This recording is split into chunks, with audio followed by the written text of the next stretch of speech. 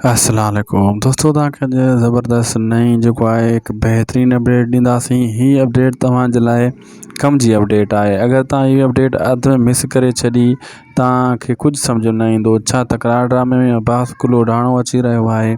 छा उन जी बि एंट्री कई वेंदी?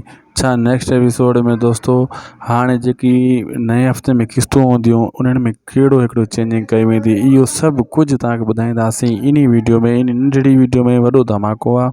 इन खे आख़िर ताईं ॾिसो ऐं उदासी टीवी यूट्यूब चैनल खे बि ज़रूरु सब्सक्राइब करे छॾियो। दोस्तों मां तव्हांखे ॿुधाईंदो हलां त हाणे जेकी क़िस्तूं ईंदियूं नए हफ़्ते में, इन में माशाअल्लाह तव्हां ॾिसजो त इन्हनि जो जेको रंग रोगन हूंदो, मतिलबु क़िस्तनि में जहिड़ो बि वधीक हूंदो ऐं ड्रामे खे एतिरो चांस ॾियण जे लाइ घणो कुझु कयो वेंदो। उहे बि तकरार ड्रामो हिन टाइम चांस में हली रहियो आहे। सभिनी सिंधी ड्रामनि खां वधीक चांस में हली रहियो आहे।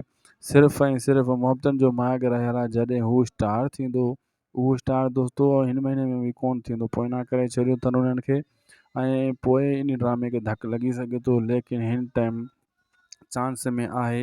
बहरहाल कुझु ग़लतियूं आहिनि थोरियूं घणियूं, जीअं हाणे असद कुरैशी जी ज़रूरत न हुई ऐं ॿ टे ॿिया अदाकार जीअं बख़्त थी वियो, बख़्त जी बि का ज़रूरत कोन हुई। हर भरू मूसा खे हिकु पासे करे बख़्त खे उहा जॻह ॾिनऊं, इहो हिकिड़ो ग़लति कयूं। बहरहाल ड्रामो जो मज़ो ई वक़्त विञाए छॾियो ऐं असद कुरैशी जे अचण सां बि को ख़ासि फ़र्क़ु कोन पियो इन ड्रामे खे। दोस्तों असां तव्हांखे पॉइंट नोट करे ॾींदा आहियूं, तव्हां ॿुधंदा आहियो, तव्हां बि कमेंट में जवाबु ॾींदा कयो। असांखे ॾींदा इजाज़त, सब्सक्राइब चैनल खे ज़रूरु कंदा। ख़ुदा हाफ़िज़।